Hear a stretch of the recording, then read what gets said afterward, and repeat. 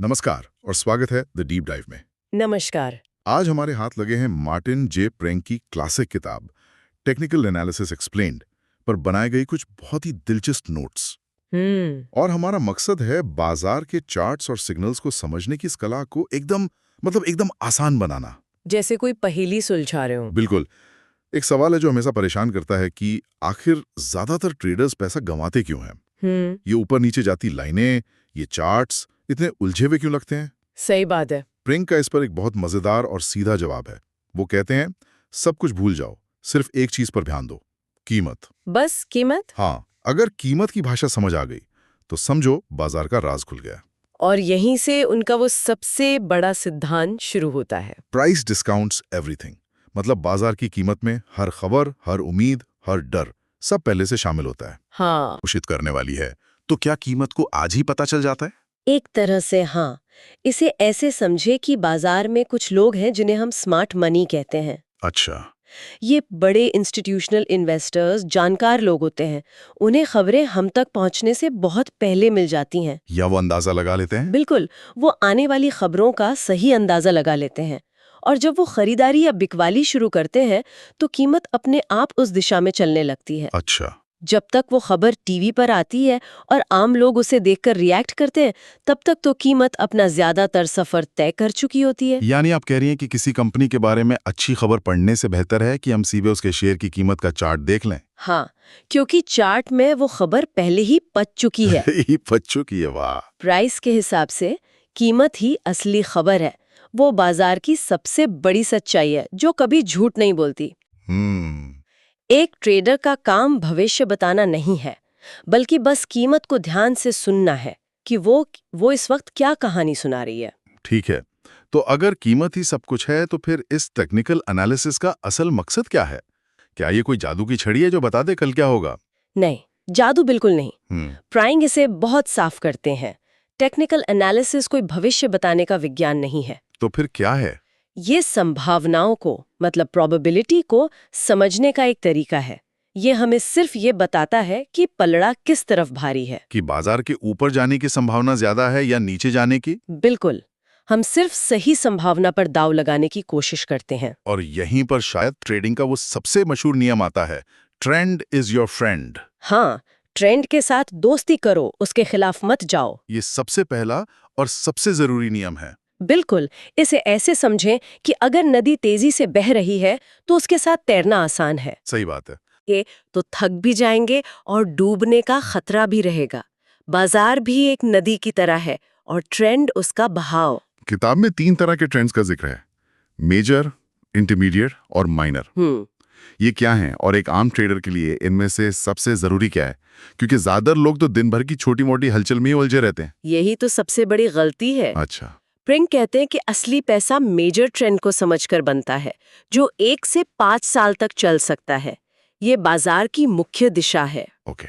इसके अंदर छोटे मोटे उतार चढ़ाव आते हैं जिन्हें इंटरमीडिएट ट्रेंड कहते हैं, और फिर आती है रोज की हलचल जिसे माइनर ट्रेंड कहते हैं। और नए ट्रेडर्स इसी में खो जाते हैं। इसी माइनर ट्रेंड के शोर में खो जाते हैं। तो एक प्रोफेशनल ट्रेडर क्या करता है?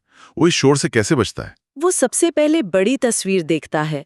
वो पूछता है मुख्य बहाव किस तरफ है। राइट। अगर मेजर ट्रेंड ऊपर की ओर है तो बाजार में आने वाली हर गिरावट, हर करेक्शन उसके लिए डिस्काउंट पर खरीदने का एक मौका है। और अगर ट्रेंड नीचे है तो हर उछाल उसके लिए बेचने का मौका बन जाता है। ट्रेंड पहचानने का सबसे क्लासिक तरीका है higher highs and higher lows. यानी कीमत लगातार नए हाई बना रही है और पुराने लो को नहीं तोड़ रही। बिल्कुल, तो ये एक मजबूत अप ट्रेंड है। पूरा खेल इसी बड़ी तस्वीर को पहचानने का है। ठीक है, ट्रेंड समझ आ गया, लेकिन ट्रेंड के अंदर भी कीमत एक सीधी लाइन में तो चलती नहीं। नहीं, कभी नहीं। वो ऊपर नीचे होती रहती है। यहीं पर शायद सपोर्ट और रेजिस्टेंस का कॉन्सेप्ट आता है। हाँ, और किताब में इसे फर्श और छत का उदाहरण देकर समझाया गया है, जो मुझे काफी अच्छा लगा। ये सबसे आसान तरीका है इसे समझने का।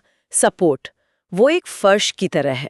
ये वो प्राइस लेवल है जहां खरीदार मजबूत हो जाते हैं और उन्हें लगता है कि कीमत अब काफी सस्ती हो गई है, तो वो खरीदारी शुरू कर देते हैं और कीमत को और नीचे गिरने से रोक लेते हैं। हाँ, और रेजिस्टेंस हुई छत, वो लेवल जहां बेचने वाले हावी हो जाते हैं। बिल्कुल, उन्हें लगता है कि कीमत बहुत महंगी हो गई है, अब मुनाफा बुक करने का समय है, और उनकी बिकवाली कीमत को ऊपर जाने से रोक देती है। अब मजेदार खेल तब शुरू होता है जब कीमत या तो अपनी छत तोड़ दे या अपना फर्श। हाँ, जब कीमत बहुत ज्यादा खरीदारी मतलब मजबूत वॉल्यूम के साथ अपनी छत को तोड़कर ऊपर निकल जाती है तो उसे ब्रेकआउट कहते हैं। ये खरीदारों की एक बड़ी जीत का सिग्नल है। और जब कीमत अपना फर्श तोड़कर नीचे गिर जाती है तो उसे ब्रेकडाउन कहते हैं। ये विक्रेताओं की जीत है। सही। लेकिन यहाँ एक खतरा भी तो होगा। क्या हर ब्रेकआउट असली होता है? मैंने फॉल्स ब्रेकआउट के बारे में बहुत सुना है। आपने बिल्कुल सही नस पकड़ी है। लोग बुरी तरह फंस जाते हैं इसमें। स्प्रिंग इसी धोखे से बार बार सावधान करते हैं। सोचिए, एक नया ट्रेडर है, वो हफ्तों से एक स्टॉक को देख रहा है जो 100 रुपए की छत नहीं तोड़ पा रहा। ठीक है। एक दिन वो देखता है कि कीमत 101 हो गई।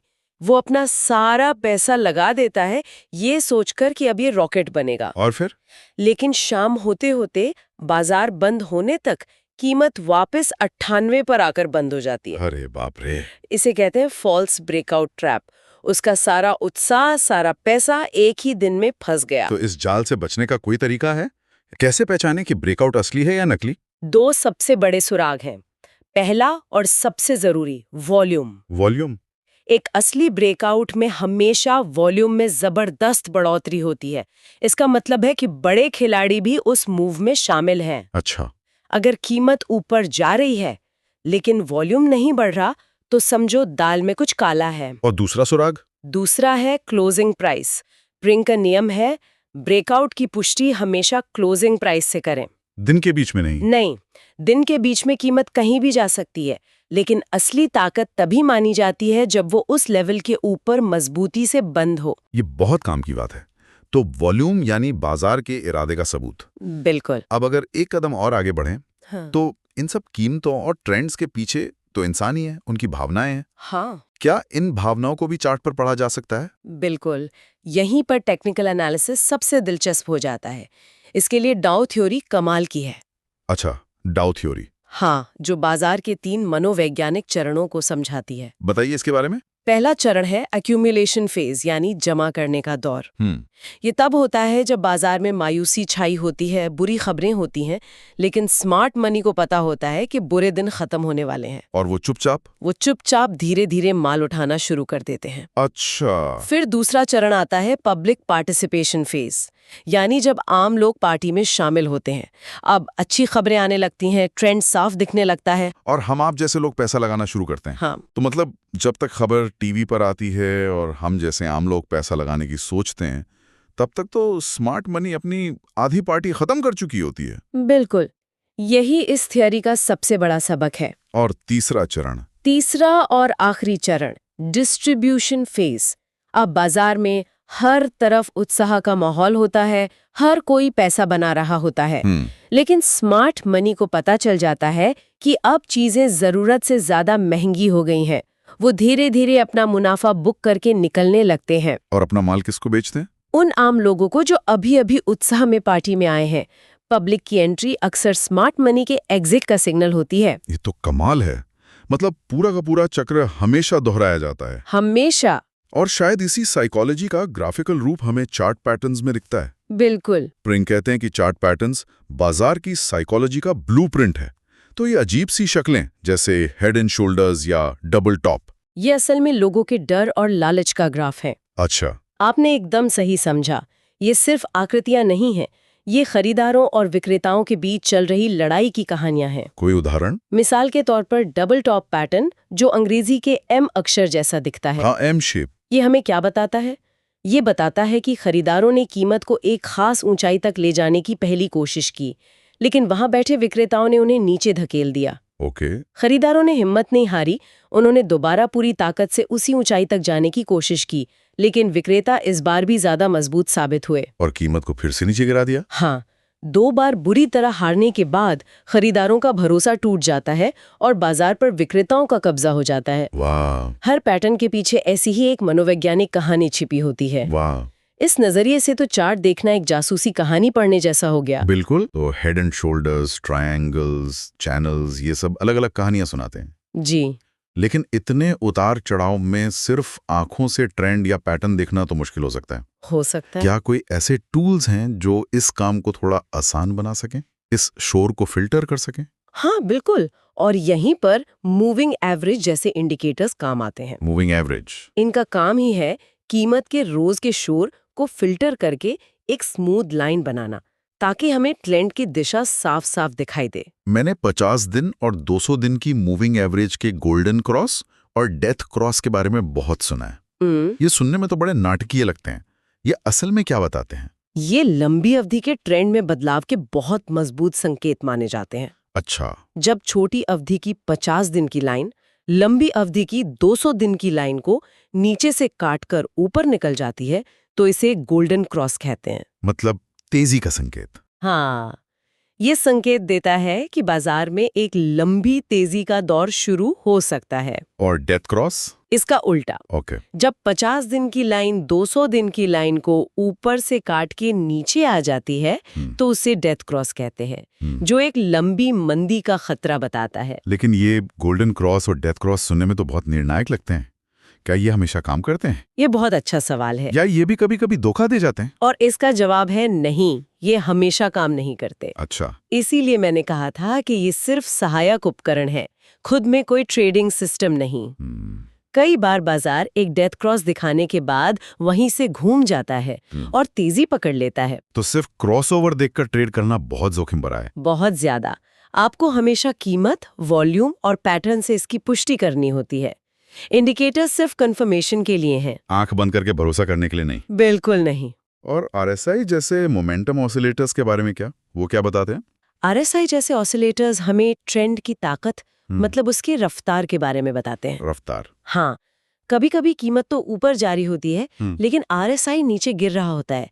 ये बताता है कि ट्रेंड की अंदरूनी ताकत कम हो रही है, वो थक रहा है। अच्छा, ये एक वार्निंग सिग्नल जैसा है। बिल्कुल। ये हमें ये भी बताता है कि बाजार ओवरबॉट है या ओवरसोल्ड है। मतलब जरूरत से ज्यादा खरीदारी या बिकवाली हो चुकी है। हाँ, लेकिन ये भी एक सहायक टूल ही है। समझ गया।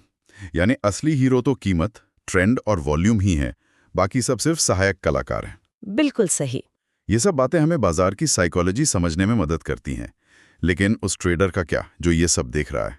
उसकी अपनी साइकोलॉजी का क्या? और आपने सबसे जरूरी सवाल पूछ लिया। ब्रिक्टन कहते हैं, चार्ट सिर्फ बाजार की नहीं बल्कि आपकी अपनी साइकोलॉजी का भी आईना है। बाजार को सिर्फ 4 भावनाएं चलाती हैं: डर, लालच, उम्मीद और घबराहट। फियर, ग्रीड, होप और पैनिक। हाँ, एक सफल ट्रेडर वो नहीं है जो बाजार को नियंत्रित करने की कोशिश करता है, क्योंकि ये नामुमकिन है। तो फिर कौन है?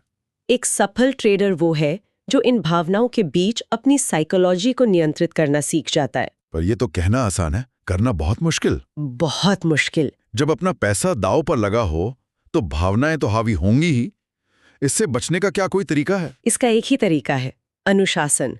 और अनुशासन आता है एक मजबूत ट्रेडिंग सिस्टम से। एक सिस्टम से? हाँ, प्रिंग एक अच्छे सिस्टम के 4 हिस्से बताते हैं। पहला, एक ट्रेंड फिल्टर, जैसे 200 दिन की मूविंग एवरेज। ओके। अगर कीमत इसके ऊपर है तो आप सिर्फ खरीदने के मौके ढूंढेंगे। दूसरा, एक साफ एंट्री सिग्नल, जैसे किसी पैटर्न का ब्रेकआउट, वॉल्यूम के साथ।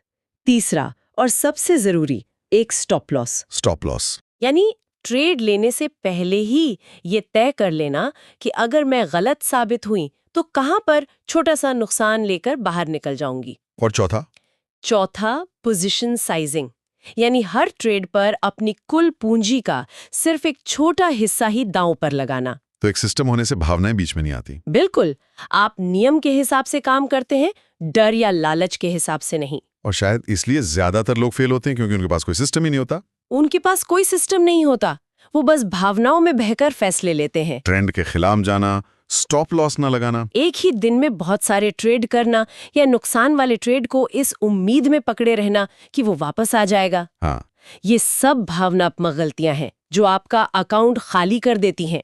तो अगर हम मार्टिन प्रिंग की इस पूरी समझ को कुछ लाइनों में समेटना चाहें तो सबसे जरूरी बातें क्या होंगी? सबसे जरूरी बातें हैं: 1, कीमत को सुनो, खबरों को नहीं। कीमत में सब कुछ शामिल है। 2, कभी भी ट्रेंड के खिलाफ मत जाओ, बहाव के साथ बहो। 3, चार्ट पैटर्न सिर्फ लकीरें नहीं बल्कि इंसानी भावनाओं की कहानी है। उन्हें पढ़ना सीखो। 4. वॉल्यूम से हमेशा पुष्टि करो। और आखिर में रिस्क मैनेजमेंट। हाँ, बाजार को जीतने से ज्यादा जरूरी है इस खेल में टिके रहना। और वो सिर्फ और सिर्फ रिस्क मैनेजमेंट और अनुशासन से ही मुमकिन है। प्रिंग की एक आखिरी बात मुझे बहुत अच्छी लगी। वो कहते हैं कि अगर आप रोज धैर्य के साथ चार्ट्स को देखते हैं, उन्हें समझने की कोशिश करते हैं, तो एक दिन ऐसा आता है जब चार्ट्स खुद आपसे बात करने लगते हैं। बिल्कुल। वो अपनी कहानी आपको सुनाने लगते हैं। हाँ। और मैं सुनने वालों के लिए बस एक विचार छोड़कर जाना चाहूंगी। अगली बार जब आप कोई चार्ट देखें तो सिर्फ ऊपर नीचे जाती हुई हरी और लाल कैंडल को ना देखें। एक पल रुककर ये पूछने की कोशिश करें कि उस चार्ट के पीछे कौन सी इंसानी कहानी चल रही है। क्या ये डर की कहानी है, लालच की, या उम्मीद की? बाजार असल में आपसे क्या कहने की कोशिश कर रहा है? हाँ, जिस दिन इस नजरिए से देखना शुरू कर देंगे, चार्ट्स का मतलब हमेशा के लिए बदल जाएगा।